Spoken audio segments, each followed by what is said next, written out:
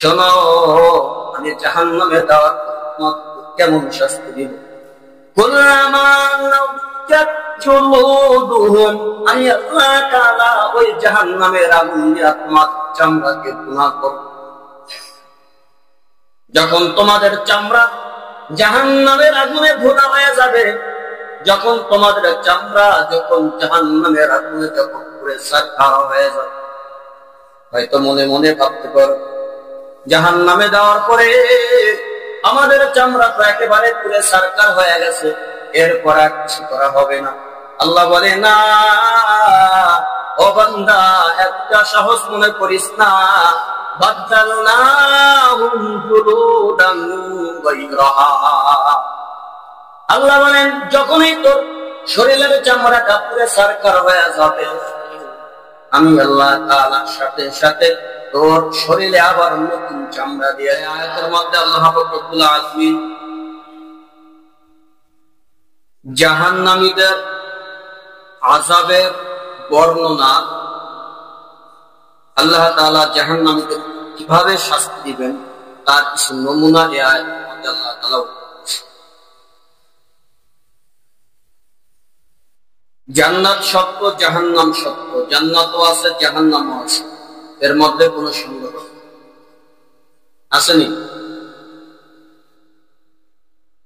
জান্নাত সুখ শান্তির জায়গা, আরামের জায়গা, আর জাহান্নাম কষ্টের জায়গা, অশান্তির জায়গা। তবে শাস্তি আর অশান্তি এই দুইটা শব্দ হয়তো বা আমাদের কাছে শব্দ হিসাবে হালকা মনে হয়, কারণ আমরা দুনিয়াতে অনেক শাস্তি দেখছি। হয়তো কিছুক্ষণের জন্য শাস্তি হয়েছে, পরবর্তীতে সে রেহাই পেয়ে গেছে, আবার আগের মতো চলতেছে। যদিও শাস্তি অশান্তি এগুলো বাহ্যিক দৃষ্টিতে আমাদের কাছে শব্দ হিসাবে হালকা মনে হইতে পারে, কিন্তু জাহান্নামের যে শাস্তি আর যে আযাব, যে কষ্ট হবে, এটা শব্দ যতটুকু আছে তার চাইতে বেশি পরেও হবে। শব্দ হিসাবে আমরা যতটুকু শুনলাম, শাস্তি হবে, আযাব হবে, কষ্ট হবে, স্বাভাবিক শব্দ কানে আসলো, হয়তো কিছুটা মনে মনে ভাবতে পারছে হয়তো কিছু কষ্ট হবে, কিন্তু এই যে শব্দটা যে শুনলাম, এর চাইতেও বেশি দ্বিগুণ কঠিন অবস্থা জাহান্নামের মধ্যে হবে। সে প্রসঙ্গে আল্লাহ তাআলা এই আয়াতে কারিমাতে কোরআনের মধ্যে উল্লেখ করেছেন। আমিও আপনাদের মাঝে সে আয়াতে কারিমাতে তেলাওয়াত করছি। আল্লাহ রাব্বুল আলামিন বলতেছেন, ইন্নাল্লাযীনা কাফারু বিআয়াতিনা সাওফা নুসলিহিম নারা। আল্লাহ তাআলা বলেন, নিশ্চয়ই নিশ্চয়ই আল্লাযীনা কাফারু বিআয়াতিনা, যারা আমার আয়াত সমূহকে অস্বীকার করল, যারা আমার আয়াত সমূহকে অস্বীকার করল। এখন আয়াত বলতে কি বুঝি? কোরআন শরীফের শুধু আয়াতগুলোই অস্বীকার করা এটা বলে না, শুধু কোরআন শরীফের আয়াতকে অস্বীকার করা বিষয়টা এমন। এখানে যদিও শাব্দিক অর্থ এখানে আছে, কিন্তু ব্যাপক অর্থে আয়াত দ্বারা উদ্দেশ্য হলো আল্লাহ রাব্বুল আলামিন যা কিছু বানিয়েছেন এবং যে বিধানগুলো আপনাকে আমাকে মানার জন্য বলছেন, সেই বিধানগুলো যদি আপনি আমি না মানি, তাহলে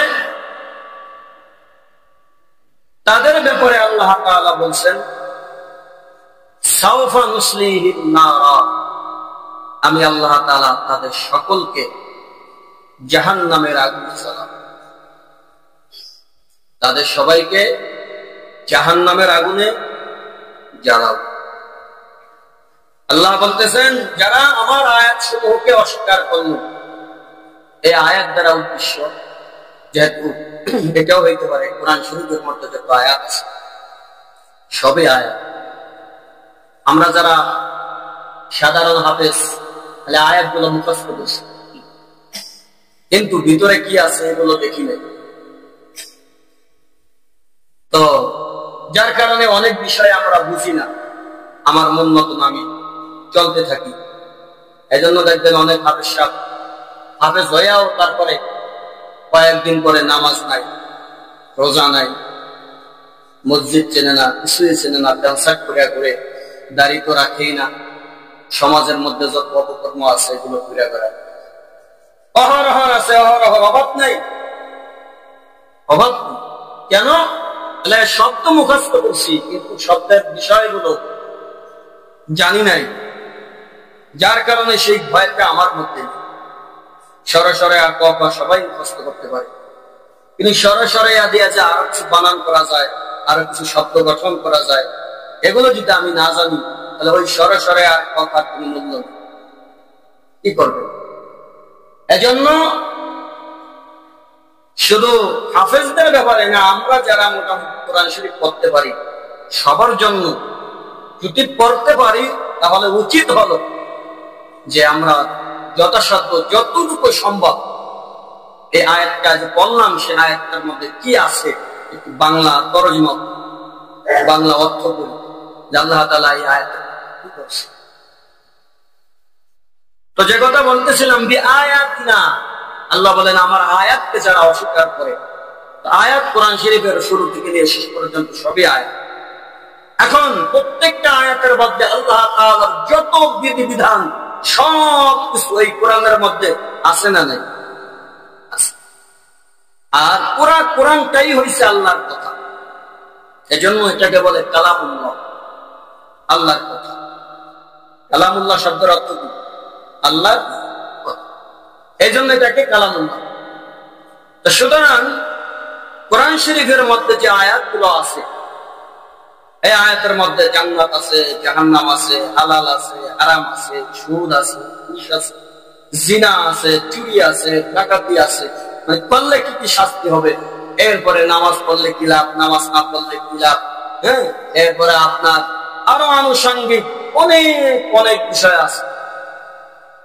সব ইন টোটাল কথা হলো যত কিছু দরকার আপনার আমার জন্য সব কিছু আল্লাহ তাআলা আয়াতের মধ্যে কোরআনের মধ্যে দেয়া দিছে।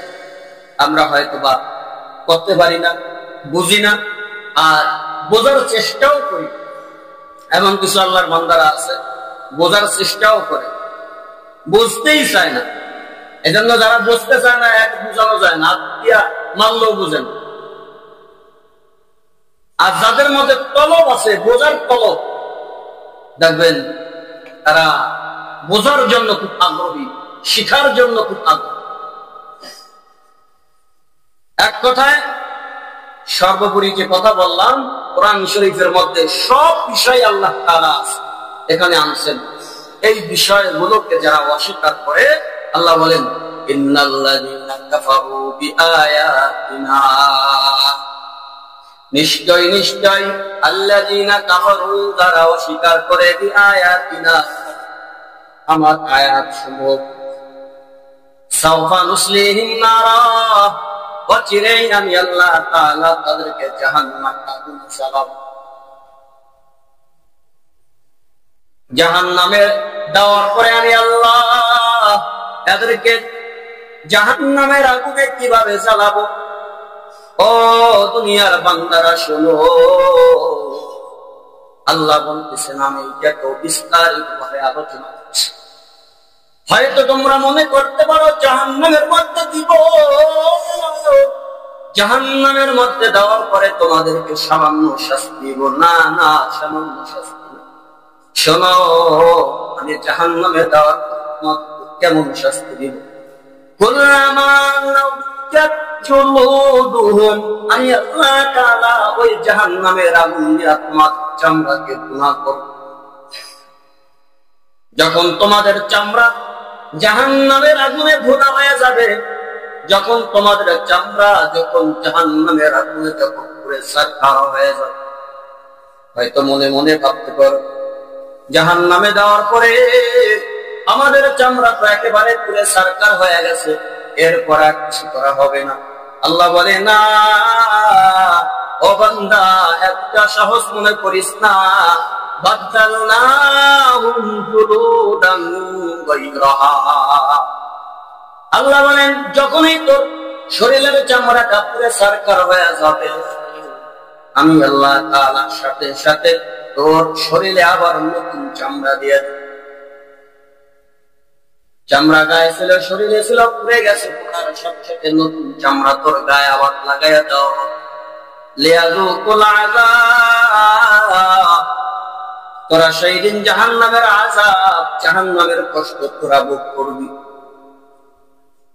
মুফাসসিরিনে কেরাম তাফসীরে তাবারীর মধ্যে লিখেছেন, আল্লাহ রাব্বুল আলামিন যাদেরকে জাহান্নামের মধ্যে দিবেন, দেওয়ার পরে যেই চামড়াটা আল্লাহ তাআলা পূর্বের সেই চামড়াটা কত বড় হবে। মুফাসসিরিনে কেরাম বলতেছেন চামড়াটা বড় হবে 40 হাত। কয় হাত? 40 হাত বড় হবে। শুধু 40 হাত বড় হবে তোমার চামড়াটা। তাহলে এবার একটু বোঝার চেষ্টা করো, চামড়াটা যদি তোমার 40 হাত বড় হয়, তোমার দেহটা কত বড় হবে। অন্য এক হাদিসের মধ্যে আল্লাহর নবী সাল্লাল্লাহু আলাইহি ওয়াসাল্লাম বলেন, যাদেরকে জাহান্নামের মধ্যে ফেলানো হবে, ওই জাহান্নামীদের শরীর আর দেহ কত বড় হবে শোন। আল্লাহ তাআলা বলতেছেন, আল্লাহর হাবিব বলেন, যাদেরকে জাহান্নামের মধ্যে ফেলানো হবে, তার এই কাঁধ থেকে এই কাঁধ মাঝখানের জায়গাটা হবে 700 বছরের রাস্তা। এবার একটু চিন্তা করো, ঘুমায়া ঘুমায়া মুসলমান, এই কাঁধ থেকে যদি এই কাঁধ পর্যন্ত 700 বছরের রাস্তা হয়, তোমার দেহটা বড় হবে।